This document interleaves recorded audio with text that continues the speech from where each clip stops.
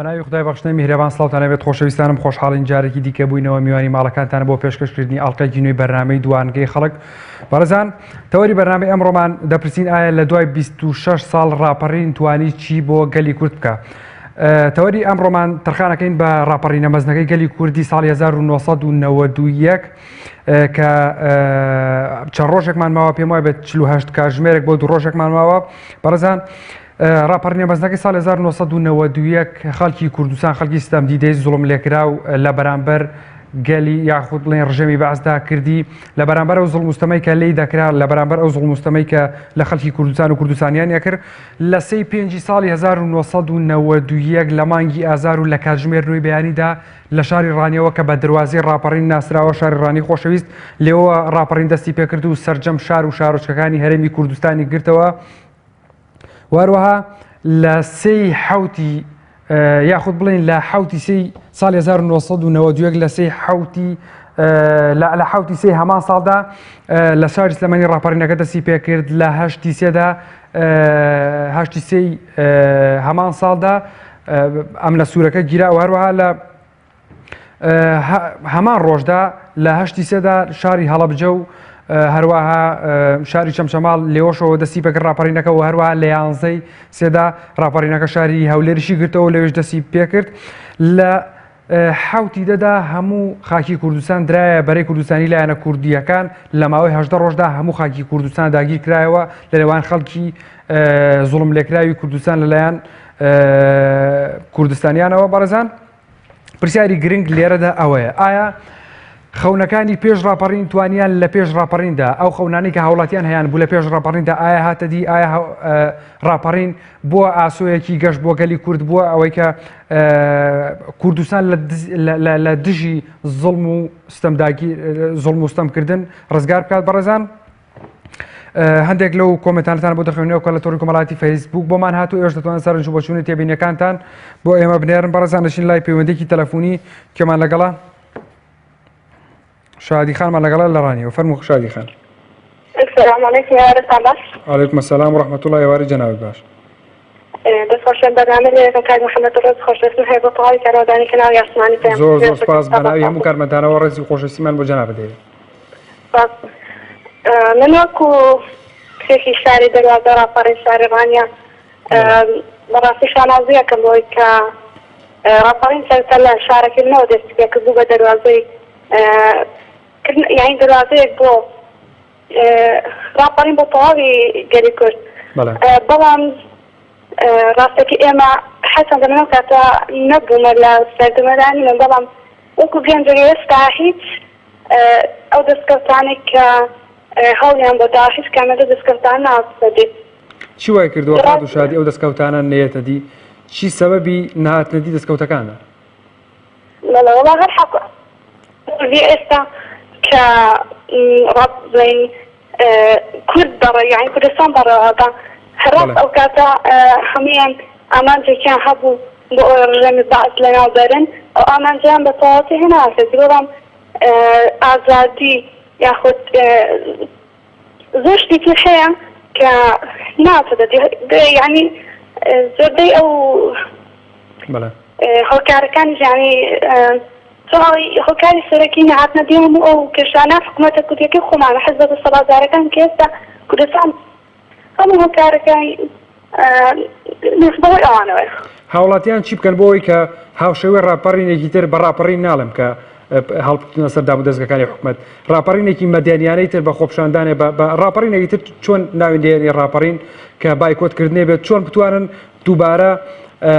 با بڵێن چۆن بتوان ئەو خۆنانی کە ناتۆدی لە پێش ڕاپەڕین یاخود لە دوای ڕاپەڕینی ساڵ 1992 بیهێننەدی؟ خۆپیشاندان بەبێ پێویست یعنی بەپێی پێویست کرا و زۆرش خۆپیشاندان کرا و قوربانیش زۆری لەکەوتونێتەوە، بەڵام بە حکم ئێوەی خەڵکی ئێستا هەموو یەکدەنگ نینە. ئەو کاتە هەمویان یەک ئامانجیان هەبوو ئەوەی کە ڕژێمی باز بەناوبەرن، بەڵام ئێستا هەرێکێک لایەنگەری حیزبێکی کۆمەڵێکی تر لایەنگەری حیزبێکی ترن، هەمویان یەک ئامانجیان ئەگەر چەند خۆپیشاندانی تریش بکرێت پێم وانییە قەت بتوانن ئەو خۆپیشاندانە ئەو کاتێککە لە پێنج ئازاد کراوە بتوانن ئەم بکرێتەوە. خەڵک هەر چەند خۆپیشاندانیش بکات هیچ شتێک لە مەسەرەکە ناگۆڕێت لەوانەیە دڵخەکە قوڵتریش بێتەوە ساختر نابێت بەڵێ سوپاس بۆ ئەو حزبەکان ئەو دوو حزبە دەسەڵاتدارێکی ئێستا کوردستان ڕائەکەن بۆ خۆپیشاندانە ینی ڕێگری ئەکەن چونکە نانوێت وڵاتی خۆیان کەم بکرێتەوە ئانی هەر خۆیان سەروەر بن و سوپاس بۆ هادی شادی لە شاری ڕانیەوە لەگەڵمان بووی لە دەواازەی ڕەپەڕینەوە سپاس بۆ پەیوەندیەکەت بەڵێ بەڕێزانی سێشین لای پەیوەندیگی تەلەفۆنی دیکە زۆر سپاس بۆ تۆ کاک بەرزانمان لەگەڵا لە کەڵک چیوە فەرموو کاک بەرزان ئێوارەت باش برای بەڕێزەکەم ئێوارەی جەنابەت باش پێشم شتێ دەستخۆشی لێ دەکەم هیوادارمش بەردەوام بلەم تەوەرە جوانانە زۆر زۆر سپاس کاک بەرزان برای بەڕێزم من بە هەندێک وشەیە حەزەکەم هەندێک قسە لەسەر ڕەوشی ئەمڕۆکەی لە دروفی ئەمڕۆکەیا بکەم و لەگەر ڕاپەڕینەکەی کە بەرەی کوردستانیە بوو زۆر بەداخەوە من ئەمڕۆکەڵێم ئەو ڕاپەڕینەکەی کەمە کردمان چیمان بەدەست کەوت شەڕی براکوژیمان بەدەستکەوت کە چەند مرۆڤی چاک و چالاک و زیرەک و مرۆڤی بەغیرەت و بەجرعەت و نیشتیمان پەروەرمان لەناو بەردار بەدەستی خۆمانە لەجای ئەو ڕاپەڕینە ئەمەمان ئەوە دەستکەوتووەکەمان بوو حتا گەشتە ئەمڕۆکە کە ئەمڕۆکە لە شنگارا بینی شەڕی براکوژی ئاچرێت بەرای بەڕێزەکەم من ڕخنم لە یەکێتی و پارتی نییە من ئیمانم نە بە یەکێتیە نە بە پارتی حتا ئەقلێت یەکێتی پارتیش مابێت کوردستان بەرەو خراپتر ئەچێت تۆزێک مۆڵەتشم پێ بدەبات بەکاری خۆم تەواو بکەم ئێمە دەبێت ڕخنەمان لە کۆمەڵ بێ بەتایبەت کۆمەڵ و بزودنەوەی گۆڕان ئەم دوانەیە خەڵک ئومێدی بە ئێوە هەیە ئێوە هەڵستن بەسەر پێ لەگەر گەلک تەرە خەڵک هەموو لەگەر ئێوەیە قەسەم بەخوا ئەگەر بەڕێز عەلی باپیر و نەشێرە مستەفای تەرە پێ لە عەردەدا بن بازاران کەس چەکیان بۆ هەڵدەگرێ خوا نەکا بگەشێتە ڕادی چەک بەڵام لە زاخۆ حتا خانەقەی خەڵک هەبوویان هەڵدەستێت کەسانێکە لە کوردستان لە زاخۆ حتا خانەقین ئیمانیان بەم دو مرۆڤە چاکە هەیە بەڵام دو مرۆڤە بێنە وجود و بێنە سەر خەت و بێنە سەر کەناڵەکانە قسەک بۆ خەڵکەکە بکانەوە خەریکە شەڕی براکوژیەکە دروست دەبێتەوە 36,000 مرۆڤی چاکمان لەناو چوو باز زیاترمان لەناو نەچێ هیوادارم لە بەڕێز عەلی باپیر و لە نێشۆرا مستەفا بێنە سەر خەت و دوو قسەی خێر بۆ ئەم خەڵکەیە بکەن ئیتر بەسە حتا کەی ئێمە لەم مەحامەت نەبین و لەم کوشتن و بڕی نهادین دەست خۆش بۆ جەنابەت سپاس بۆ کاک بەرزان لە کەڵک چیەوە لەگەڵمانە بووی سپاس بۆ پەیوەندیەکەت کاک سەردارمان لەگەڵا لە شاری سلێمانیەوە فەرموو کاک سەردار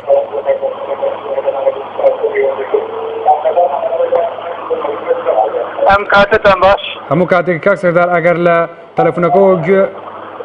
کاتتان باش هەموو کاتێک فەرموو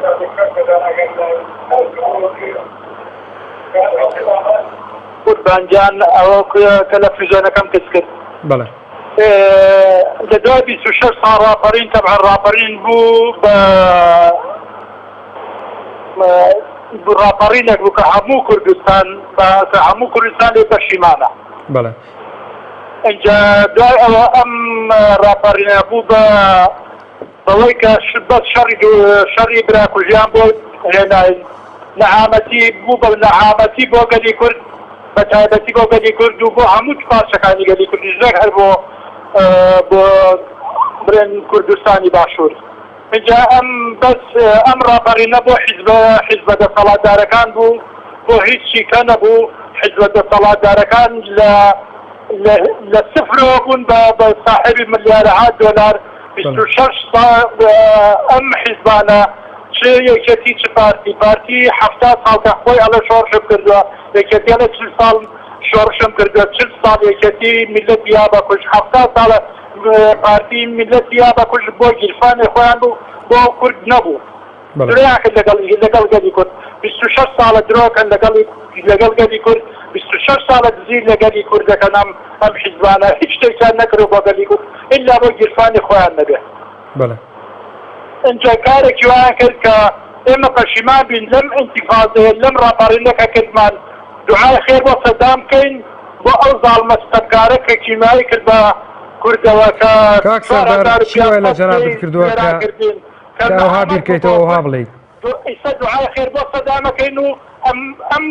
حیزبانە هەمویان نەعلەتیان لێ ئەەکەین کە ئاوا بوون بە مای نەعامەتی بۆ ئەم گەلی کوردە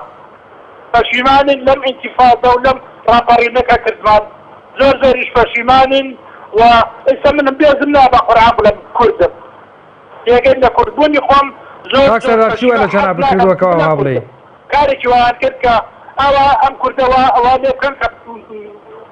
لە هیچ شوێنێکا بێزیان لێ بڵێ کوردی کورد پێش ئەوەی ئەم ڕابەرینە دروست بێت کە ناوی پێشمەرگە دەبێت موچڕکە بە گیانتاعات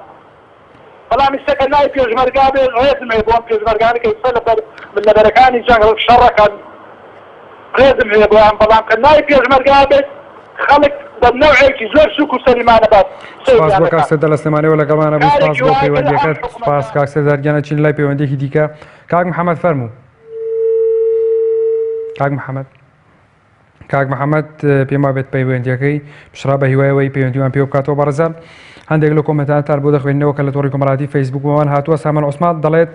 ڕاپەڕینی چیچ گەلە مەینەتی بۆ میلەت و تاڵانکردنی کوردستان لەلایەن دوو بنەماڵەوە هیچی تر نەبووە. سامان عوسمان وا دەڵێت شێخ شۆڕش دەڵێت خەڵکی کوردستان بیان زانیایە ئەمە بەرهەمی ڕاپەڕینە بە هیچ شێوەیەک ڕاپەڕینیان نەدەکرد. سکاڵە عەزیز دەڵێت دزیکردن و ڕوتانەوەی خەڵک دابەشکردنی سامانی وڵات لە نێو خۆیان جگە لە دواکەوتی و گەندەڵی هیچ بەرهەمێکی نەبوو بۆ خەڵکی هەرێمی کوردستان. عومەر عەلی دەڵێت بەداخەوە بۆ میلەت لە دوای 26 ساڵ توانیان تووشی ئەم دەردانەمان بکەن. خەمۆکی بێئیشی قەرزداری براکوژی دزیکردن پارەی خەڵک دزین بێسیقەیی گرانی بێغیرەتی خۆخۆری بێڕەحمی خواردن خۆخۆری و چاواشەکاری و زۆرشتی دیکە بەداخەوە. ئەبوو نەس دەڵێت دزیکردن و برسیکردنی میلەت دابەشکردنی سامانی وڵات لە نێو خۆیاندا هەتا دوێنێ بوو لە شاخ وەکو ئەو دەڵێ گیان دەخوارد ئێستا دۆلار دەخۆن. کاک عەبدوڵڵامان لەگەڵا لە هەولێرەوە فەرموو کاک عەبدوڵڵا. السلام عليكم. عليكم السلام ورحمة الله. سپاس کاک عەبدوڵڵا. هل كنت وسنج خويدا ببربلكان و بەڵێ سەرکردەکانیش چایە لە ناموس و سەرەتی سامانی ئەو خەڵکی بوو. ئێستا شەر کوڕە فەقیرەکەی سنج خویدا بەردەگولان هەر دەستا دوای 26 ساڵ لەسەر ئەو هەموو ثروەتی سامانەی لەسەر بەحری نەوتێ دەژین وەکو ئەوەی وایە لە ناو کاسی زێردا بژین بەڵام بەس بە بۆنەکەی کاس بین هیوادارم بەرپرسەکان بە خۆیان دابچنەوە. سلام علیکم. علیکم السلام. ئەچین لای پەیوەندێکی دیکە مامۆستا سەلمانمان لەگەڵا لە هەولێرەوە فەرموو مامۆستا. کاکە کاتتان باش. هەموو کاتێکت. کاکە دیارە ئەو کەسانەی کە لە زمانی ڕژێمی باسی گۆڕ بە گۆڕ یادگاری تاڵ و یادگاری ناخۆش یادگاری هەیە ئەوانە ئەزانن قەدری ڕاپەڕین و خازاجی ڕاپەڕین چیە. دیارە جیلی ئیمڕۆ لەوانەیە نەزانێ بەڵام ئێمەمانان چاکەزانین لە زمانی حزب بەحسە کەسمان خاوەنی شەرەفی خۆمان نەبووین خاوەنی کەرامەتی خۆمان نەبووین خاوەنی ناسنامەی خۆمان نەبووین تەنها لەسەر کوردبوون و تەنها لەسەر شتی بچووک ئێمە گوێزراینەوە بۆ هینەکانی عەرعەر و بۆ نوبرە سەلمان و ئەنفار و کیمیاوی لەبەرەوەی بەڕاستی بە ئەو هەموو مصیبەتانەمان لەبی نەچێت لەبەر هەنێ ڕووداوی بڵێ ئەمەوە ڕاپەڕین دەستکەوتی زۆرە ناسنامەی کوردی بەدەستهێنا شەرەفی کوردی زیینی کردو ئیمڕۆژ کۆمەڵی قەیرانەیە کۆمەڵی نەهامەتیەیە کۆمەڵی ناخۆشیە پێویستە هەموو لایەنەکان هەموو حزبەکان هەموو هاوڵەتیان بە یەک دەست بتوانین زاڵین بەسەر ئەو نەهامەتیانە نەک ئاواتخواز بین بۆ ڕژێمێکی دیکتاتۆری فاشی کەوا ئەیوەست کورد تەنانەت لە بناغەوە لە ناوبەرێ بەداخەوە بڵێ وەڵا خۆزگەمان بەوە لەبەرەوەی وەڵات نەوتەکەمت یا لەبەرەوەی وەڵام سەرمامە یا لەبەرەوەی وەڵام من نی موچەم هەیە ئەم شتانە دیارە ئەو خەڵکە ئەو کاتە ئەو زوڵم و زۆرەی نەبینیوە بەڵام هیوادارم ئێوە بەرنامەکانتانە گە ڕۆژێ بە دیکۆمنت زوڵم و زۆریارەکانی حزبی بەعز بڵاو بکەنەوە بە چ دیکتاتۆریێکی بڵاو کردێتەوە لە ناو کووردا ئەو کاتە خەڵک ئەو ئاواتە قەت ناخوازێ بە حکەم و کوورەکانیشمانەوە هەر ئەڵێ ڕاپەڕین بڵێ ئەنجامی هەبووە خازاجی هەبووە و دڵنیام ئێمە بەرەو سەر بەخۆی ئەڕۆین. سپاس. زۆر سپاس بۆ مامۆستا سەلمان. بەڵێ بەڕێزان چن لای پەیوەندێکی دیکە کاک ئەحمەدمان لەگەڵای لە دۆکەوە. کاک ئەحمەد پێما بێت پەیوەندەکەی کاک ئەحمەد پشرا. بەڵێ بەڕێزان سەژەن لەو کۆمنتانەتان بۆ دەخوێنینەوە. محەممەد حەمید دەڵێت تەنها قازانجەکەی بۆ خۆیان بووە هەموو باجەکەی هاوڵاتی فەقیر داوێتی. بنیامین هێرش دەڵێت جگە لە دواکەوتوی و گەندەڵی بە هیچ بەرهەمێکی نەبوو بۆ ئەم میلەتە. ڕابەر دەڵێت هیچ بەرژەوەندێکی بۆ خەڵکی فەقیر و هەژار نەبووە تەنها قوربەسەری و ماڵوێرانی نەبێت. کاک مەحموودمان لەگەڵا لە پیرمامەوە فەرموو کاک مەحموود. کاک مەحموود ئەم کاتۆ باش کاکە گیان. زۆر سپاس کاک مەحموود هەموو کاتێکی جەنابەت. دەستخۆشی بەرنامەکە و لە یەکەم زۆر سەرکەوتنتان بۆ دەخوازم. زۆر سپاس. وەڵا بۆ ڕاپەڕینی بۆ کاکیجان وەڵا بەرهەمی هابەوە فەرمەوەتە لەخوا بەزاوێت لە ئازادیەکی خۆشەعژین لەخوا بەزیاوێت زۆر بەرهەمیەکی باشی ڕاپەڕین بۆ بەرهەمینە بۆ ئەو کەسانی کە ئەڵەن بەرهەمینە بۆوانە ئەوانە قسەی زیاکن بەرهەمی هەبوو وەڵا بەرهەمی شیە بۆ تا ئەمڕۆ لە سەر خوێنی شەهیدان و بەرهەمی ڕاپەڕینەوە ئێمەژن چاکەم بانەڵێن خۆزگەم بە حکومەتی باز ئەو حکومەتە بوو کە هاتە سەرمان چی لابارانی کردی حکومەتی باز حکومەتە بوو کە ئاو خەڵکی ئەنفالە کرد ئێمە پێرێ ئێمە واژەیەتی خۆمان چ ڕۆژێک پێش تا چەند شەهیدوانە من داواتان لێ یەکەم داوا لەو خەڵکانە ئەکەم بەسە زوڵمکردن ئەوانە دوژمنیان پێخۆش بێت و حەزی شەکەمەوە بڵێم داوا ئەکەم لە کورد و کورد شەڕی ناخۆی یەک نەکەم چونکە بەڕاستی ئێمە ئێستا خوێنمان تازەیە داوا لە کورد و کوردەکەم شەڕی ناخۆی یەک نەکەن و سپاستانەکەم. زۆر سپاس بۆ کاک محمود لە پیرمامەوە لەگەڵمانە بووی. کاک عوسمانمان لەگەڵای لە سلێمانیەوە فەرموو کاک عوسمان. کاکەجان سەلام عەلەیکم. عەلەیکم ئەسسەلام و ڕەحمەتوڵڵا کاک عوسمان. دەستخۆشیتان یەکەم برازیان و بەرنامەیە. زۆر سپاس کاک عوسمان گیان. براکەم وەڵای ئەوە کوردە ئیتر پێویست ناکەین بە کوردە هەڵبڵین کورد بەڕاستیەکەی ئەوە هەر کوردە لە کورتی هێناوێتی قەت کورد درێژ نابێتەوە بەرز نابێتەوە لەبەرەوەی ئەو ڕۆژەی کە ئینتیفاضە کرا ئەو ڕۆژەی کە بەعەز نەما ئەگەر کورد ڕاستی کردایە و یەک دەست و یەک دەنگ بوویایە هیچ شتێک نەمابووە ئەو هابوونە سەر حەزی بەڵام لەبەر گەندەڵی لەبەر شڕەخۆری هیچ شتێکیان بۆ نەکرا. ئێستا هێندێک کەس باسی کۆمەڵ و گۆڕانەکە ڕێزم هەیە بۆ برایانی کۆمەڵ و ئاگادارێک من ئاگادارن کە بەڕاستی بە قسەی هەندێک خەڵک هەڵ نەخەڵەتێن و با بکەنە خەڵکەوە ئەوانە هەندێک کەس گورگەکە گۆش دەخۆن لەگەڵ مەڕەکە شاشی نەکەن. ئینشەڵا هیوادارم هەر سەرکەوتوو بوون و خاوەنی سەبر و تەحەمل بوون ئینشەڵا بۆ کەس خۆ نەبن بە کەڵەفوری پێش لەشکر بۆ هیچ کەسێکی تە. زۆر سپاس بۆ کاک عوسمان لە سلێمانیەوە لەگەڵمانە بووی. سپاس بۆ پەیوەندیەکەت. بەڕێزان ئێوەش دەتوان لە ڕێگەی تۆڕی کۆمەڵایەتی فەیسبووکەوە سەرنج و بۆچوونی تێبینیەکانتان بۆ ئێمە بنێرن لە پیجی پەیام تیڤی پێش دەستپێکی بەرنامەکە پێش دەستپێکردنی بەرنامەکە تەوەری بەرنامە لە تۆڕی کۆمەڵایەتی فەیسبووک لە پیجی پەیام تیڤی دیاری دەکرێت. ئێوەش دەتوانن سەرنج و بۆچوونەکانتان لە ڕێگەی کۆمنتەوە بۆ ئێمە بنێرن و هەروە دەتوان لە ڕێگەی ژمارە تەلەفۆنانی کە لەسەر شاشەوەیە پەیوەندیان پێ بکەن و پێکەوە گفتوگوی ئەم بابەتە بکەین و هەروەها دەتوان لە ڕێگەی سکایپیشەوە پەیوەندیان پێ بکەن و تەوەرەکە شرۆفە بکەین. بەڕێزان هەندێک لەو کۆمنتانە دەخوێنینەوە لە تۆڕی کۆمەڵایەتی فەیسبووک هاتووە. نازگوڵ دەڵێت هیچ شتێک پەشیمانیش نین لەو ڕاپەڕینە پەشیمانیشین لەو ڕاپەڕینە چونکە سوودەکەی بۆ چەند کەسێک بوو. ساردین تۆفیق دەڵێت ڕاپەڕین گەل کردی و دەسەڵاتداران بەرهەمەکەیان خوارد. ئەیوب ئەحمەد دەڵێ وەڵا هیچیان نەکردووە هیچیش لەم قارون و فیرعەونانە ناکەم هیچ چاوەڕێیان لێ ناکەم. ساکۆ حاتەم دەڵێت وەڵا داماوانە زۆر ماندوو بوون تا کوردیان گەڕاندەوە بۆ ساڵی 1992. کەمال محەممەد دەڵێت گەورەترین دەستکەوت کەمال محمود دەڵێت گەورەترین دەستکەوتی ڕاپەڕین پەرلەمانێک بوو ئەویشیان پەرخست. محەممەد سلێمانی دەڵێت لە دوای 26 ساڵ ڕاپەڕین هیچی بۆ هاوڵاتیان نەکردووە و نەبووتە هۆی تێرکردنی هاوڵاتیان. هەڤاڵ دەڵێت لەخوا بەزیاد بێت ئێستا ئازادین ئەوە هەموو شتێکە خۆی بۆ خۆی ئەوەش دەستکەوتێکە بەڵام ئەبێت کە ئێمە لە چوارچەوەی هەرێمێکی باڵێن خۆماڵیە ئاژین کە حکوومەتەکەمان خۆماڵیە پرسیارێک لێردا با پرسیارە بکەین ئایا ئاوا دیاخود خەونی ئەو هاوڵاتیانە کە حکوومەتێکی کوردی بوو هەمان ئەم حکوومەتی ئێستەیە ئایا خەونی هاوڵاتیان هەمان ئەو حکوومەتەیە کە پێشتر خەونیان بوو کە حکوومەتێکی کوردیان هەبێت لەژێر ئاڵای کوردستاندا. بەڕێزان عوسمان ئەحمەد دەڵێت گەڕاینەوە چوارگۆشەیەکەم سۆماتاریخ دەڵێت هیچ. بەڕێزان پێمەوە بێت کاک محەممەد لە سلێمانیەوە باسی لەوە کرد کە شەڕی ناوخۆ و باسی هەندێک لەوەی کرد بەڕاستی شەڕی ناوخۆ خاڵێکی ڕەشە بە ناوچاوی کوردەوە لە دوای ڕاپەڕین چەندین کارەساتی گەورە بەسەر کوورد هات بەسەر کوردستانیانە هات یەکێک لەوانە بێگومان شەڕی ناوخۆ بوو واروەها یەکێکی تر لەوانە کردبوونی ڕۆژ باشووری کوردستان بوو با بڵێن بە دوو ئیدارەی کردبوونی باشووری کوردستان بە دوو ئیدارەی دروست بووەوەها لەم ئاخیرانەدا لەم دوایانەدا پاخستنی پەرلەمان ئێمە ساڵ بۆ ساڵ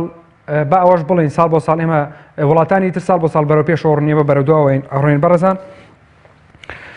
هەندێک لەو کۆمنتانەتان بۆ دەخوێنینەوە کە لە تۆڕی کۆمەڵایەتی فەیسبووک بۆمان هاتووە بۆ ئەنەس دەڵێت زیکردن و برسیکردنی میلەتدا بەشکردنی سامانی وڵات لە نێو خۆیاندا هەتا دوێنێ بوو لە شاخ گیان دەخوارد پێشەوە ئەوە دەڵێت زۆر بەداخەوە زۆریان کرد بەڵام بەداخیشەوە کەمیان نەکرد زۆریان کرد بۆ خۆیان و پلە پۆستیان کەمی نەکرد بۆ ئەم خەڵکو نیشتیمانەش هیچیان نەکرد. بوشرا محەممەد دەڵێت هیچ سوودێکی بۆ هاوڵاتیان نەبووە بەرهەمەکەی تەنها هەندێک کەسی گەندەڵ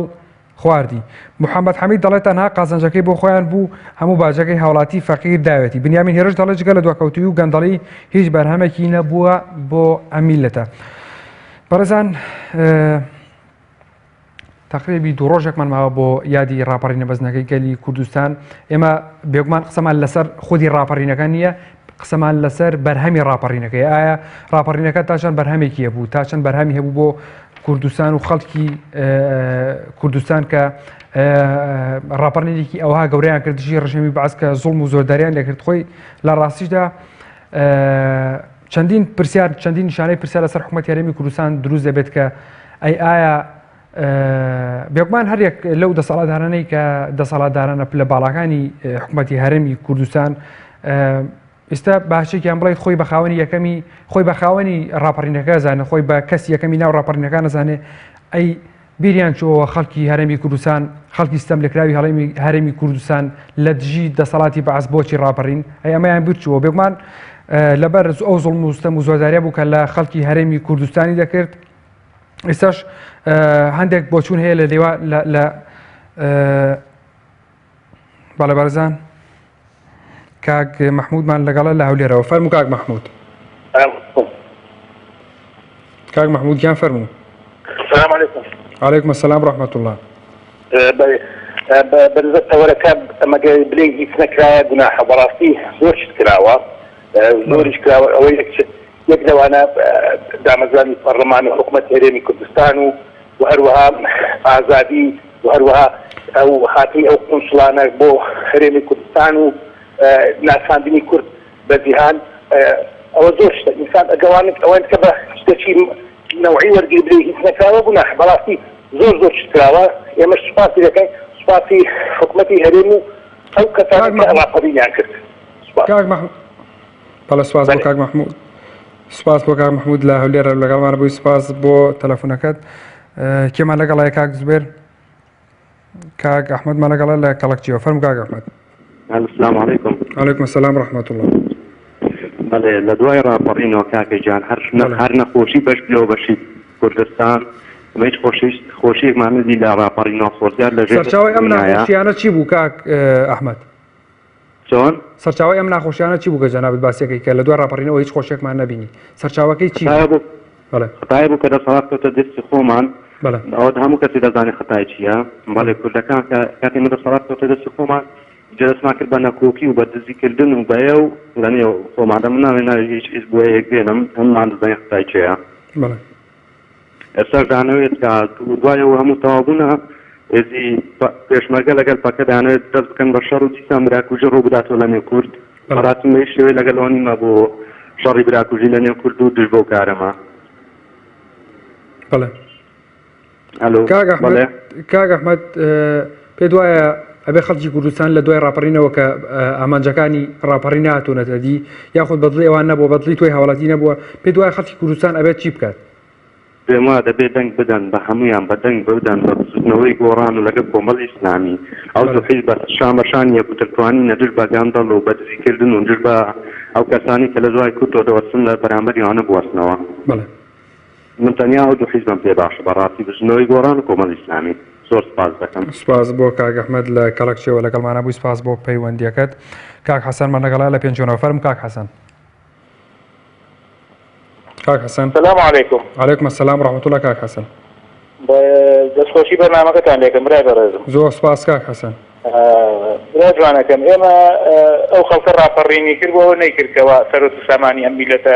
بەها دەربدرێت. بەڵێ ئەی بۆچی کردی کاک ئەحمەد کاک حەسەن؟ یان بۆچی کردی هاوڵاتی خەڵکی کوردستان بۆچی ڕاپەڕینی کرد؟ وەڵا بۆ ڕاپەڕینی کرد کە ئێمە سەربەرز بژین بۆ خۆمان بژین. پێ دوای ئێستا سەربەرز دەژین و بۆ خۆمان دەژین؟ وەڵای جوان باش سەوتەکەن دووبارە دێتەوە.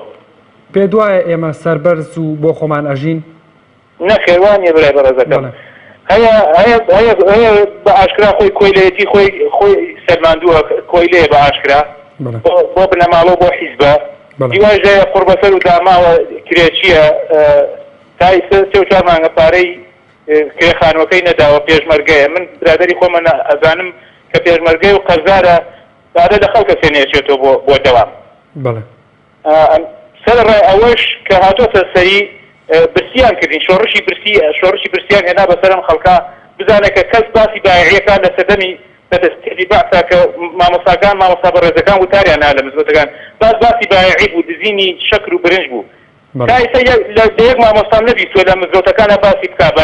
باسی بایعی بکە بایعەکەش نەما ئیسا هەردێکمان بۆ هەنێرن هەر خەڵکە کە ئەی شێرێ فڕێیە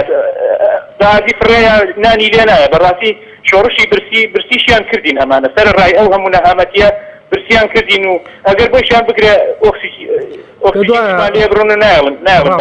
بەرهەمینە بوو کاک حەسەن من داواکارم لە بەڕێستان راپۆرتێک لەسەر برسیکردنی ئەو خەڵکە بدەن راپۆرت تێدا بەزیانن باسی بایعیەوەی هیچ نەماوە خەڵک خۆی شتەکڕێ بۆ خۆی بایعیش نەماوە و پارەکەشی وەرەگرن و ئەیخۆن و وەرنەگرتووە کاک حەسەن ڕاستی زۆر ئاردێکی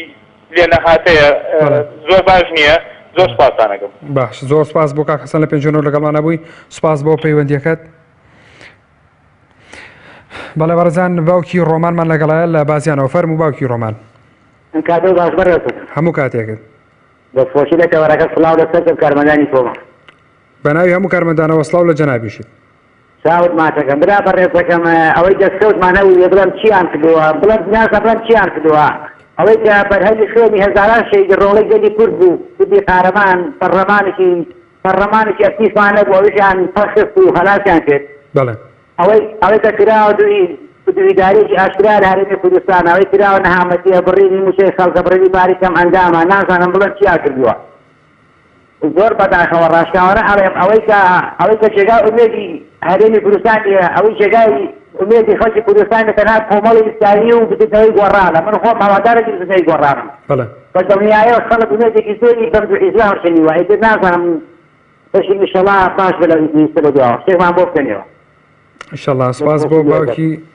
سپاس بۆ باوکی ڕۆمان لە بازیانەوە لەگەڵمانە بوو سپاس بۆ پەیوەندیەکەت بەڵێ بەڕێزان با بچین لای کۆمەنتانی کە هەوڵەتیان لە تۆری کۆمەڵایەتی فەیسبوک لە پەیجی پێم تیڤیەوە بۆ ئێمەیان ناردووە سۆران کوردی دەڵێت توانی هاوڵاتیان بتوێنێتەوە بڕوتێنێتەوە وەک مریشکە سوورەکانی لێ بکات و پەڕوپۆیان پێوە نەهێڵێت خۆزگە ڕاپەڕین هەر نەکرایە و ئەو قەلدزانەی شاخ بەڵێ سامان عوسمان دەڵێ ڕاپەڕین جگە لە مەینەتی بۆ میلەت و تاڵانکردنی کوردستان لەلایەن دوو بنەماڵەوە هیچی تر نەبووە شێخ شۆڕش دەڵێ خەڵکی کوردستان بیان زانایە ئەمە بەرهەمی ڕاپەڕینەکەیە بە هیچ شێوەیەک ڕاپەڕینیان نەدەکرد سکاڵە عەزیز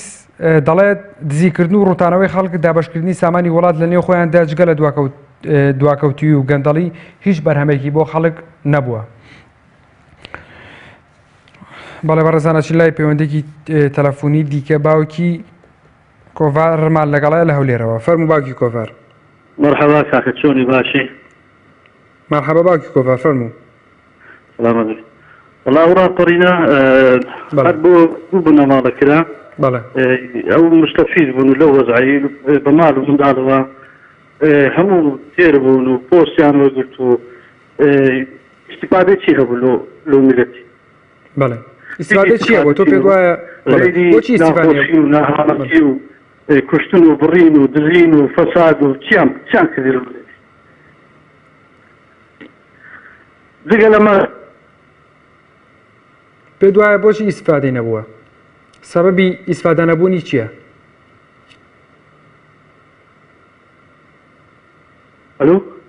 ئەلو فەرموو بەڵێ گوێم لە باوکی کۆڤان بەڵێ ئەوەی سوودەکەی ڕاپەڕینی کە ئەمە کردمان خەڵک کردی ئەو دوو بنەماڵە خواردیان و خەڵکیش ئەوی کوژرا ڕۆی و باوکی کۆر شەڕی برا کوژیت پەیدا بوو دیسان ئەوانیش بابچن لە دەرەوە سەرۆکی فەرەنسا پێشوازی دێکرد سەرۆکی نەزان و چەندە پێشوازی دێکرد ئەوەیە سوودەکەی بۆمە ئەمەش دەناو خۆمان شەڕ و ئاژاوە و کوشتن و بڕین و تاڵان و سپاس بۆ باوکی کۆڤان لە هەولێرەوە لەگەڵمانە بووی سپاس بۆ پەیوەندیەکەی کاک محەممەدمان لەگەڵا لە دەواازەی ڕاپەڕینەوە لە شارڕانیەوە فەرموو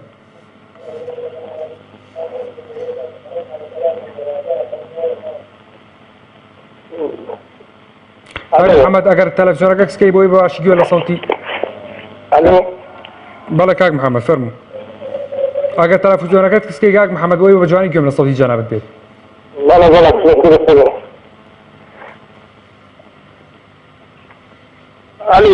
کاک محەممەد فەرموو گوێم لێتە بەڵێ دوای 26 ساڵ لە راپەڕەی چی هاوڕاتیان وەڵا هیچ بۆ هاوڕاتیان نەکراوە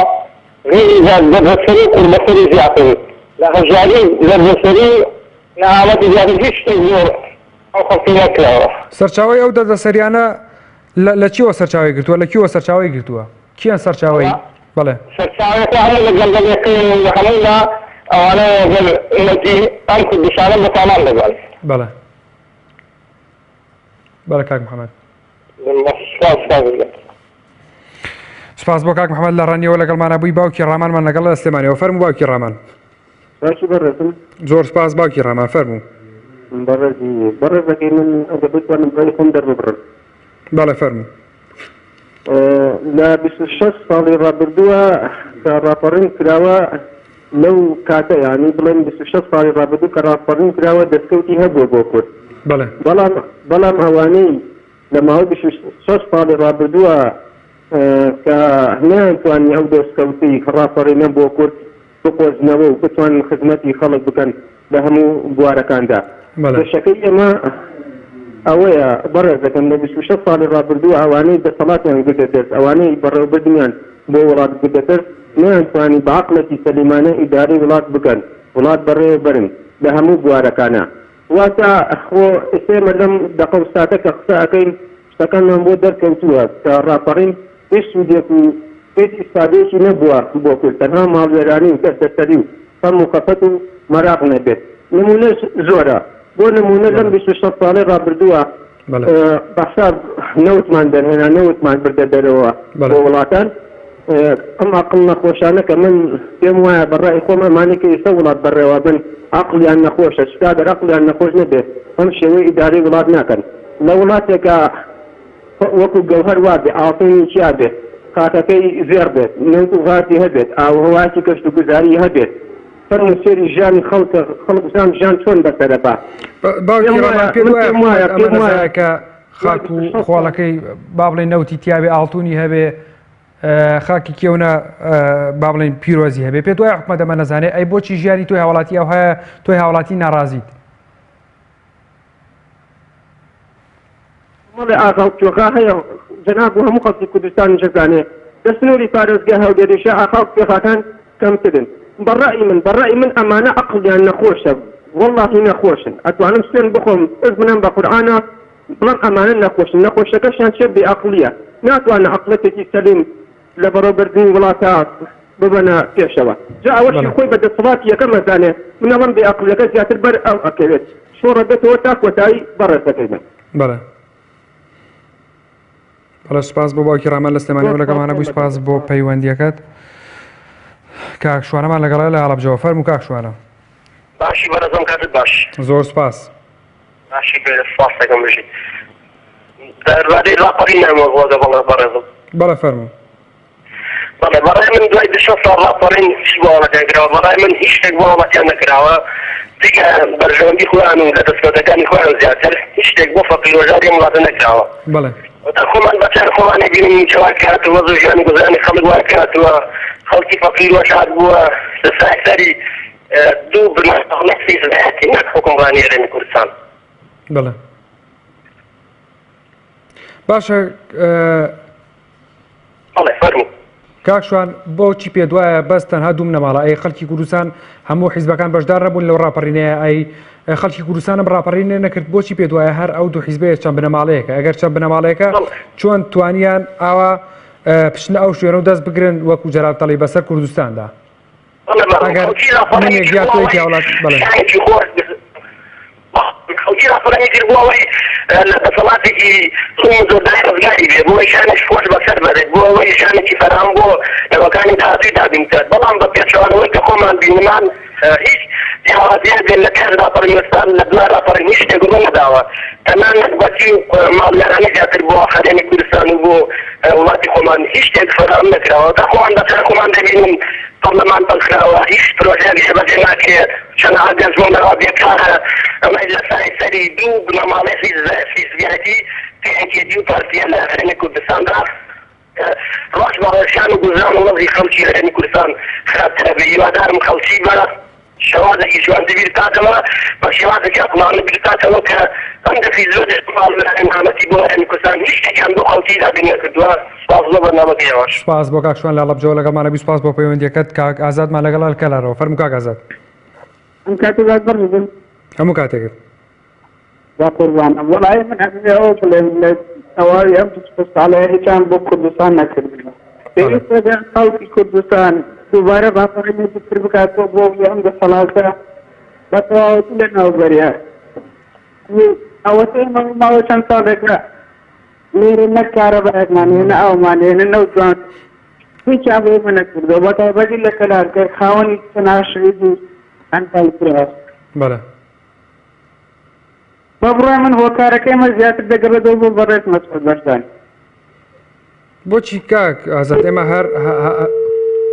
بەڵێ سپاس بۆ کاک ئازاد لە کلارەوە لەگەڵمانە بووی بەڵێ بەڕێزان خەڵک وای لێ هاتووە ئیتر ئەگەر واش بێ یا واش نەبێت هۆکاری زۆربەی کێشە و باری ناخۆشی گوزەرانیان ئەگەڕێنەوە بۆ سەبەبێک یا دوو سەبەب ئەویش دوو حیزبە لە هەرێمی کوردستاندا ئەگەر واش نەبێت بەڕاستی هاوڵاتیان وای دەبین ئەمەش بەڵێ بەڕێزان ئێستاش هەندێک کۆمنتان بۆ دەخوێنینەوە عومەر عەلی دەڵێت بەداخەوە بۆ میلەتێک لە دوای 26 ساڵ توانی تووشیەم دەردانەمان بکەن خەمۆکی بێئیشی قەرزداری براکوژی دزیکردن و پاڵەی خەڵک دزین و بێسیقەیی گرانی بێغیرەتی و خۆخۆری بێڕەحمی حرام خواردن چاواشەکاری و زۆر چیتر ئەداخەوە کە عومەر عەلی پێی وایە ئەمە بەرهەمی ڕاپەڕینە. بەڵێ بەڕێزان شێخ شۆڕش دەڵێ خەڵکی کوردستان بیان زانیایە ئەمە بەرهەمی ڕاپەڕینە بە هیچ شێوەیەک ڕاپەڕینیان نەدەکرد.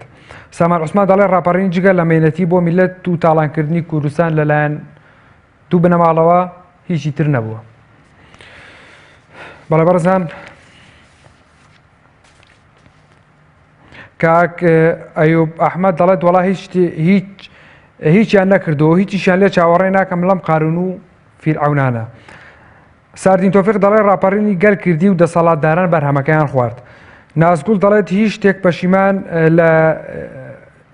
هیچ پەشیمانی لەو ڕاپەڕینە پەشیمانم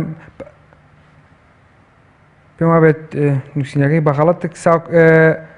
ساکۆ حاتم دەڵێت وەڵا داماوانە زۆر ماندوو بوون و تا کوردیان گەڕاندەوە ساڵ 1992 کەمال مەحموود دەڵێت گەورەترین دەستکەوتی ڕاپەڕین پەرلەمانێک بوو ئەویشان پاکخست. محەممەد سلێمانی دەڵێت لە دوای 26 ساڵ ڕاپەڕین هیچ بۆ هاوڵاتیان نەکراوە و بۆتە هۆی برسیکردن و بردننی سامانی وڵات. هەڤاڵ دەڵێت لەخوا بەزێبێت ئێستا ئازادیەک هەیە ئەوە هەموو شتێکە. بەڕێزان بێگومان لەو کاتێک کە خەڵکی ستەملەکراوی کوردستان بە دەستی ڕژێمی باعث کە ستەمێکی زۆری لە کورد دەکرد جیاوازێکی زۆر لە نێوان کورد و عەرەبدا دروست بوو بێگومان ئێستاش وەکو خۆمان ئەیبین و هاوڵاتیانیش ئاماژەی پێ دەکەن جیاوازێکی زۆر هەیە لەگەڵ مەسئول و کوڕەمەسئولەکاندا لەگەڵ هاوڵاتی فەقیردا و لەگەڵ هاوڵاتیاندا کە ماڵە مەسئولەکان 24 کات ژمێرکارەبایان هەیە بەڵام خەڵکی فەقیر و داماویش 10 کات ژمێرکارەبایان هەیە 5 لە سەعات دووشەوە بەولاوەیە وهروەها بەرپرسان گیرفانیان گەرم و پڕە بەڵام هاوڵاتیانی هەرێمی کوردستان گیرفانیان بەتاڵە و ماڵەکانیان نەوتیان نییە ماڵەکانیانی پێگەرم بکەنەوە هەروەها کوڕەمەسئولەکان لە دەروی وڵات دەخوێن و کوڕە فەقیریش کۆچەکە بە وڵاتێکی تر لە تاو بێنانی و بەڵێ بەڕێزان کاک هەکارمان لەگەڵا لە هەڵەبجاوە فەرموو کاک هەکار. بەڕێز پێشەکی دەستخۆشیە بەرنامەتان لێ دەکەم. زۆر سپاس کاک هەکارگیان. وەڵا من پێم خۆشە شێوازی ئەو سیستەمێکە نووسراوە دوای 26 ساڵ ڕاپەڕین بەڵێ پێم خۆشە بینووسن دوای 26 ساڵ نەهامەتی گەڵی کورد بەڵێ پێ دوایە ڕاپەڕین نەهامەتی بۆ گەلی کوردێناوەیان ئەوەیە بەڵێ وەڵا نەک نەهامەتی قیاسی نەهامەتیشی بەزاندووە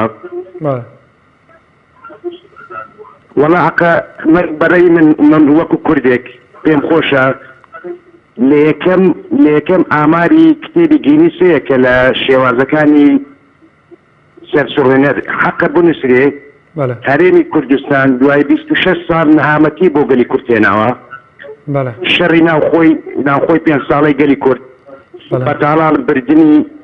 ئەوەی سەرزەوی و شێرزەوی یعنی ئەوە نەمان نەیکردن قەنەعات بکە من کوردم بەس چاو دەکەم و سەیری سەرکردەکانی کورد دەکەم ئەوانەی کە بۆ چیرپانی خۆیان و بۆ منداڵەکانی خۆیان دەکەن شەرم لە بوونی خۆم دەکەم وەکو کوردێک کەواتە بەرپرسان و دەسەڵاتدارانی هەرێم وایان لە تۆ کردووە کە شەرم لە خۆت بکەی وەکو کوردێک ئایا ئێمە دەڵێن پەرلەمان ئەڵێن کارەبا بە خودای ئێمە هیچ مشکلەیەکمان نییە وەکو گەل وەکو گەل ئێمە فقط مشکلەی ئیدارەمان هەیە ئیدارەی سیاست ئیدارەی دەوڵەت باشە یعنی هەتا کەی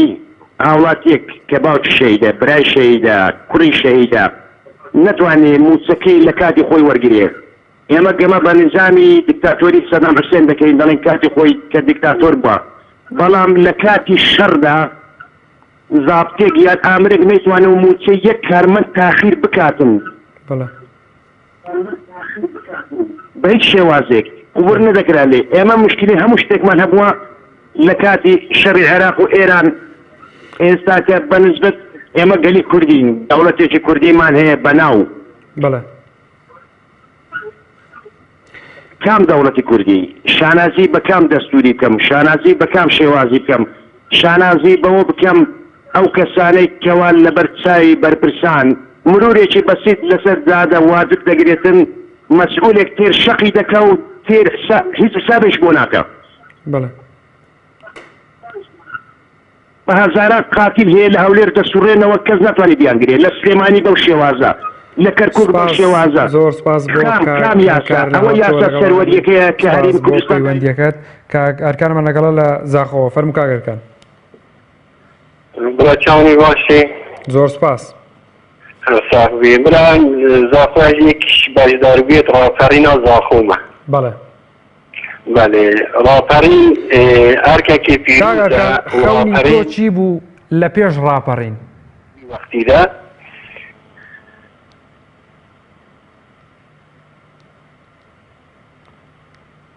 ئالۆ کاگەرکان سەوت با بڵێن خەونی تۆ چی بوو لە پێش ڕاپەڕین جەنابەت بۆچی ڕاپەڕینت کرد بە چ ئاواتێکەوە باش ناجهتن کارکان فەرموو بەردەوام بە فەرموو بێبەنم ساڵبی ڕاپەڕین ئەرکێکی پیرۆز بی ئەو کاتەژی ئەو دەمەژی وەختی ڕاپەڕین بوو ڕاستی بەس دەستێک حاوڵاتیەکی بەشداربووی ڕاپەڕین خۆشکەم ڕاپەڕین نەکرد باە و ئەو ناوە دیتو باە بەس ئەو بەرهەمە نەدیتوە بەرهەمی ڕاپەڕین بەدڵی جەنابەت نەبوو کاگەرکان یعنی تبێژی ڕێژەیەک دز و مافیای پەیدا کرد ئەوە بوون ئەوان نەزانین لەسەر جادە ڕێ بچن سیارەیان نەدیتبوو لێ سیار ببن vêgavê vî demî de vî wextî de hemî bîna xudanê şerîka da û hemî bîna xudanê şiqa û villa û hemî bîna li Ewropa û li Tirkiye li ber nêvê di behra hemî şiqa û îmara kirîn û hemî şerîkeyên کۆمەڵایەک شەریکە ئەمە بەس زاخۆ دا شەریکەی سڵتان و شەریکەی نەورۆز و عێراق ئۆیل و هێژا گۆرۆک و سەلاحەدین القاضی و ئەوە هەموو ئەرکان جەنابەت بە خەونی چییەوە خۆپشاندانت کرد یاخود با بڵێن ڕاپەڕینت کرد بەشدار بووی لە ڕاپەڕینەکەیە بە چ خەونێکەوە وەختێمە ڕاپەڕین گیربەریمە ڕاپەڕین بگرن عندما بحثياش مستان دبو رابرين هات ما قلت بيتر رابرين دبو مزغرين رابرين هات اوان دا صلوه دا صلاتي عف عرده جارة كري سل نابو خواد طافو كرن ماچو برهم لكم طبقة فقير الزاخومة برهم لي راقريني نديتيا إن شاء الله راقريني كاديا جنجا خوان دوارا دست بكتن أمجفي قيراني خلاص بكن زور سپاس بو برنامه زور سپاس بو کاکەکان لە زاخۆ لەگەڵمانە بووی کاک محەممەدمان لەگەڵایە فەرمو کاک محەممەد مرحبا براكم مرحبا کاک محەممەد دەستخۆشی ئەو بەرنامە لێ دەکەم زۆر سپاس وڵی خەڵک ڕاپەڕینی بۆیە نەکرد بە ئەم ڕۆژە بگەین کاکە بەڵێ خەڵک بۆیە ڕاپەڕینی کرد کە لە سیستەم و زۆرداری ڕزگاری بێ بەڵێ نەمانزانی سیستەم و زۆرداری خراپتر ڕووماتیەکە پێ دوای ئەم سیستەم و زۆرداریە با بڵێن سیستەم و زۆرداریە خراپترە لەوەی پێشتر وەک جەناب دەڵێ خراپتر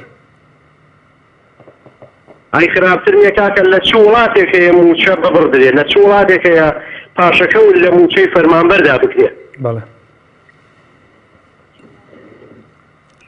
ڕێگاک محەممەد کاکە چەندەها خەڵکەیە لە ماڵی خۆی دانیشتۆ بە ملیۆنی و بە 2 ملیۆن موچەوە دەگرێت ئەی بۆ موچە لەوانە نابردرێت کە هیچی نەکردو بۆ کوردستانە کە هەر بگرە زیدی ئەو کوردستانەش بوو بەڵێ کاک محەممەد هاوڵاتیان چیان لەسرە بۆ نەهێشتنی ئەم جیاوازیانە هاوڵاتیان لە ڕۆژی دەنگدان دەبێت تۆڵەی ئەمە بکەنەوە کە ئاوایان لێ کردوین بەڵێ بەڕاستی خەڵک بێزارە کاکە خەڵک کارەبانێ کاکە هەتا بەیاهێتەشیان نێشتۆ بەیائی دەوەرە کاکە کابرایە کلەچێ کابرایە موچەی نییە کابرایە ئیشی نییە کاری نیە چۆن بژێ کاکە بەڵێ بەڵێ کاک محەممەد ئاخر با تۆزە فکر لە ژاکی ئەو خەڵکی بکەنەوە کاکە ئێستا من خۆم فەرمانبەرێکم 9,600 لەگەڵ هەیە ئایا بە 350,000 ئەگە کرێخانوم بدا هەر ژیانم ئەو پەڕی ناخۆشم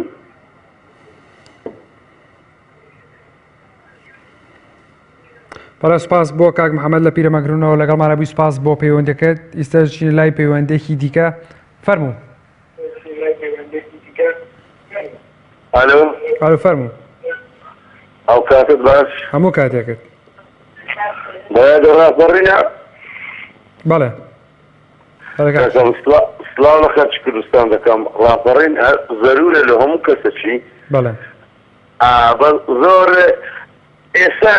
برێنێری مەزانەکەی لە ئەوەی برێن قەیرانە نازان هەیەەوە شتەچیوەلا بەس پیرۆستترین شت ئەوە بوو ڕاپەڕین کرا کورد کەراماتی لۆگەڕاوە شکۆی لۆگەڕاوە شەرەف لۆگەڕاوە غیرەتی لۆگەڕاوە کاکە دینداری کاکە شێرە کامانن بەرەمەکانی ڕاپەڕین بەحسیبی بەڵێ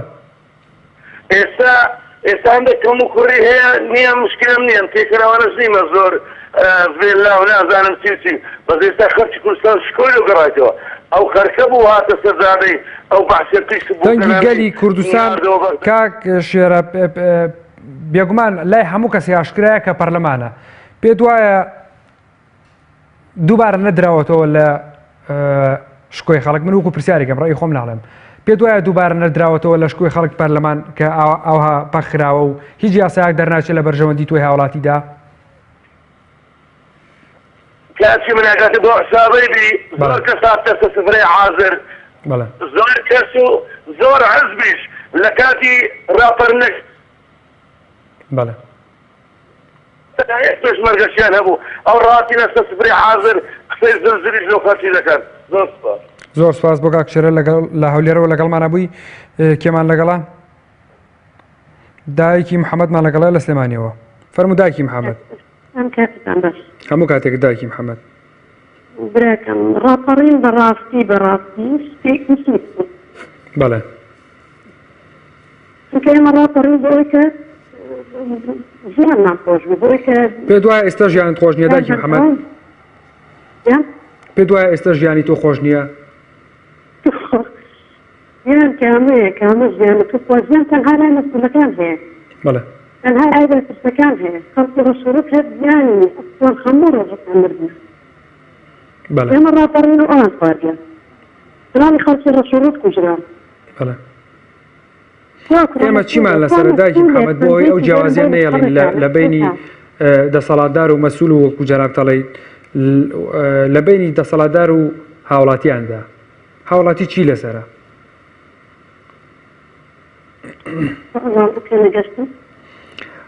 پێت وایە چی بکەین بۆ ئەو جیاوازیان نەیەڵین لە نێوان دەسەڵاتداران و خەڵکدا خەڵکی فەقیر و هەژاردا؟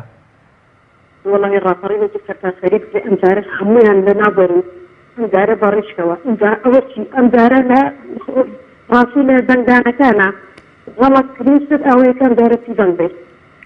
دەنگ بە هیچ لایەنێک نەبێت چونکە بەڕاستی هیچیان جێگەی ثقە نەبوون هیچیان ئەو متمانیان نایە بە خەڵک کە بەڵێنیان پێیا بوون کێ ئەوانی گیانە سەر ئەو مەمسەڵ و کوشتیە ڕاستی ئێمە هەموو ملت خۆمان نابەپرسیەکە پێشەوانەکەیتەوە بۆ خۆت کە تۆیت مەسەلەن تۆی هاوڵاتی کە ئەڵەم تۆی وەکو هاوڵاتی خەڵکت یاخود بڵین ئەو کەسانت گەیاندۆتەوە یا کردوتە بە دەسەڵاتدار و ئێستاش لەسەرەوە بۆ خۆیان ئەخۆن طبعا کاتێکیش کە ئەمان پێشمەرگە بوون و لە شاخ بوون لەلای ئێمە بەشەو ئەمانە و ماڵی ئێمە جاری وا هەبوو چوار پێشمەرگێکیا بۆ بە ئیختیفاق عسکەری دابایوەتە گەڕەکەەکەیانی نەمانزانێت چی بکەین هەموو قسەی کشان ئەو بکرینەکە دێبیان لەوەتان بڕۆ ئەوە قسەیان بووە یانی خۆمان و ماڵ و مناڵ و هەموو شتێک ماستەکە نەترسیەوە هەرزار لە قسەوە دەستمان پێکردێتەوە ئەی کوانێکی بکەین کوا وەفای ئەم شزبانە کوا وەفای ئەم دەسەڵاتدارانە وەفاتیان ئەوەی کە نامانە بڕن مانە قوسانە بڕن نامان تەخەڕوج دەکات لە ئەو پەڕی تۆ بۆم هەموو نەهامەتی و گرانی و ناڕەحەتی ئەم مەکوسی بۆ ئەکەیت و پارەی بۆ خەرج دەکەیت و ئەم ناولەی بۆ ئەکەیت کاتێکشکە نەسیبەکەوە دەگرێت هیچ بۆ ناکرێت پەشیمانە سپاس بۆ دایکی محەممەد لە سلێمانیەوە لەگەڵمانە بووی هەمووی ڕۆشتن هەموو بەڕێزان کاک محەممەدمان لەگەڵ لە سلێمانیەوە فەرموو کاک محەممەد زۆر سپاس کاک محەممەد گیان فەرموو بەڕێزم لە یادی 6 ساڵی ڕاپەڕیندا چیمان بۆ خەڵک خۆشتانی پێکەن لێوەش بێبەرین لە ئەم حکومەتە وایە بڵێ چیمان بۆ ئەم حکومەتە کردووە من بە حاڵی خۆم ڕووەکەمە دەمی ئیسلامیەکان ئیلمانیەکانەوە کابراایەکە ئیلمانیم بە پلیان بە خەڵکە نایەدە بەڵام ئێوە بە حکمی مسلمانەکەتان و ئیسلامیەکەتان ئەبوو یەکەم کەس بوو نایەکە لەم حکومەتە گەندەڵ محەممەد بێ کۆمەڵی ئیسلامی و ئیسلامیەکان لەم کۆتاییانەدا چوونەتە ناو حکومەتەوە وەزیریان هەبووە جاهیدی کە مردی لەو دنیا لەگەڵ ئەوانە حەشەکەی ئەی خۆکاکە ئێوە مسلمان و پێگەیشتون بۆ لەم حکومەتە نایانە دەرەوانە لەبەرەوەی لە پەرلەمانە خەڵکتانەیە لە جێگرا خەڵکتانەیە لە وەزیرا خەڵکتانەیە ئەگەر ئەزانن هیچ شتێکتان پێ ناترێ و گوناحە و هیچ شتێک بۆ خەڵک نەکراوە کاکەی گوناح نییە. کاک محەممەد پێت وایە ساحەکەونەیتە فراوانتر بکەین بۆ ئەوان و بۆیان شۆڵ بکەین بۆ ئەوەی کە بێن دووبارە نیو بوچەکەش نەبێنێت بێ بە چارەکە موچە بۆ بە چارەکە موچە بڵێ ئەو چارەکەش نەبێنێ بەڵێ کاک محەممەد زۆر باش سپاس بۆ کاک محەممەد لە سلێمانیەوە لەگەڵمانە بووی سپاس بۆ پەیوەندیەکەت بەڕزان زۆر خەڵک پرسیارەوەکە بۆ کۆمەڵی ئیسلامی ناکشێتەوە یان ئەوە بەڵام یعنی قسەیەک هەیە خۆی ئەگەر باسی زوڵم و زۆداریەکە کە لی کراوە ئەژڵێ بۆ حیزبانە ناکشێنەوە ئەگەر بکشێنەوە بێگومان ساحەکە چۆڵەکەن یانی چۆڵتر ئەوێ بۆ ئەوانی کە ئەو زوڵم مستەمایان کردووە کە باسی یەکەن یان کە باس دەکرێن لای هاوڵاتیانەوە مەڵە بەرزم واروها زۆرێک لە هاوڵاتیان پیان وایە کە با نەڵێن پیان وایە ینی خۆی وایە دوو وەزیر لە کۆمەڵی ئیسلامی لە ناو حکومەتان زۆر چارەکە وەزیری کشتتوگاڵ کاک عەبدوستار و هەروەها کێمان لەگەڵا بوو نەجیبە خانمان لەگەڵ لە سلێمانیەوە کۆتا پەیوەندیە فەرموو نەجیبە خان. نەجیبە خان پێما بێت پەیوەندیەکەی پشرا بەڵە بەڕێزان باوەڕکەن ئەگەر وەزیری کشتتوکاڵیش دەست لە کار بکێشێتەوە لە حکومەت بکشێنەوە ئەمجا تەماتە و خیارەوێ بە نیو خیار و نیو تەماتە و لە تەماتە و جا بە خیار و تەماتەی کوردیمانە بۆمان خوارد باوەشمانە دەست نەچێت لە کیس نەچێت بەڕێزان کۆتا پەیوەندی وەرەگرم کێمان لەگەڵای کاکس بێن ئاواتخانمان لەگەڵا لە سلێمانیەوە فەرموو ئاواتخان. ئەم کاتە باش کاکە زۆر سپاس ئاواتخان. کاکەی جا من سەربانبەرێکی حکوومەتم. بەڵێ ئاواتخان. 34 ساڵ خزمەتم هەیە. بەڵێ. 20 ساڵات خزمەتی شارەوانیم هەبوو. بەڵێ. لە شارەوانیە بەڵێ. عەرزەکەیان خواردم. بەڵێ. ڕێک ڕاکوشان کردم بۆ پەروەردە بەڵێ لە پەروەردە ئیسمەکەیان بە غەڵەت بۆ بەستم. هۆکاری چی بوو؟ هیچ شتێکی لە پشتەوە بوو خات و ئاوات؟ هۆکاری ئەوە بوو ئەو کاتێککە عەرزەکەیان خواردم پێم وتم بۆ عەرزەی منە خۆن من ئافرەتێکی فەقیری داماوم. بەڵێ ئیتر لەبەرەوەی کە ئەو قسەیان کرد ڕێک نەقنیان کردم بۆ پەروەردە. بەڵێ ئەنجا لە پەروەردەش لە دەوامم پێکەن لە مەکتەبەکان لە داڵەوە بۆ داڵ. بەڵێ تەقدیری ئەوەم ناکەن بڵێن ئەم ئافرەتە هەمووی جەسەدیدانە لە پێناوی دایرەی حکوومەتە. بەڵێ ئێستا نەخۆشە قەی چێکە ئەگەر یارمەتی بێ ڕۆژێ دوو ڕۆژ نێتەوە قەی چێکە؟ یعنی هۆکاری ئەمانە چییە؟ هیچ شتێکی لە پشتەوەیە؟ هۆکاری ئەوەیە کە یارمەتیەکی من نایەن لە هیچ ناحیەکەوە. بۆچی پێ دوای یارمەتی جەنابەت نایەن؟ باوەڕیشی هەبێ کە لە زمانی سەدام حوسێنە تەعیین بووم هەتا ئێستا لە هیچ لایەنێکم نەگرتووە یەک لایەنم نەگرتووە. بەڵێ بێلایەنم لایەنێکی با بڵێن یاسایی چوتتە مەحکەمەیە دادگایەک وەڵا کە لە تەربیە جاری وایە نەخۆشە بم دەوام ناکەم تەربیە بانمەکە کە پیانەڵێم هەر پێکەنین یانێت پێم پێکەنن. بەڵێ اینجا ئەستانیا خۆشم یعنی پیاوەکەم مردووە مناڵم نییە بەتەنیا ژیم. بەڵێ بەتەنیا ژیم دوو ڕۆژ کە بژمرم نە کوڕمەیە نە کچمەیە ڕێک مەعاشەکەمە چێتەوە بۆ حکوومەت. بەڵێ سپاس بۆ خاتووەوە لەگەڵمانە بوو سپاس کاتی من هەرەوەندە بوو. بەڕێزان سپاس بۆ ئێوە کە تەلەفۆنتان کرد سپاس بۆ ئێوە کە کۆمنتان نووسی لە ڕێگەی کۆمنتەکانتانەوە بەشداریتان کرد لەگەڵمانە. ڕێزی محەممەد کەماڵ وتاوی هاوکارانی بەشی کۆنتڕۆڵ و کامێرا قبول فەرموو تا بەرنامەیەکتر و بەیەگەشتنەوەیکتر بەخوای گەورەتان ئەسپێرم شاد و سەرفراز بن خواتان لەگەڵ.